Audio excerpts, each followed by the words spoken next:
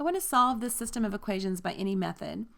And when I look at my equations, I see that I have fractions in them, and I want to go ahead and make my life easier by removing these fractions before I start to work with these equations.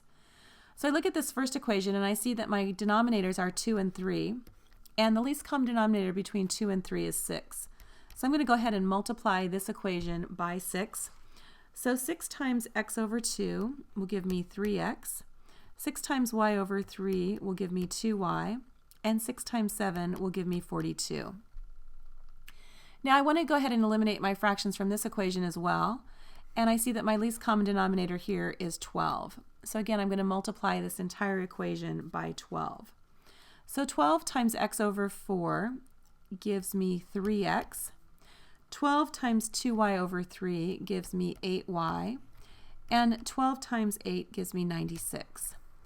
So now these two equations look much better for me to work with because I have no fractions.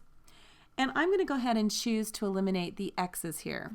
So I'm going to multiply this equation by -1, and that will give me a -3x, a -2y, and a -42.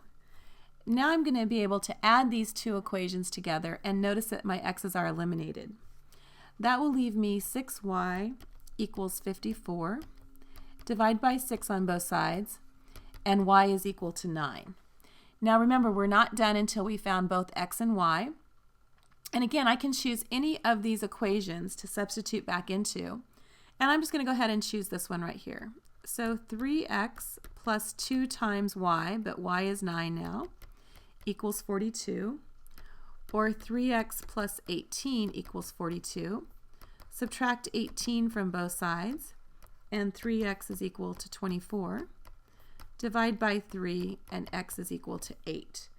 So my x is 8 and my y is 9, and so my ordered pair for this system of equations is 8, 9.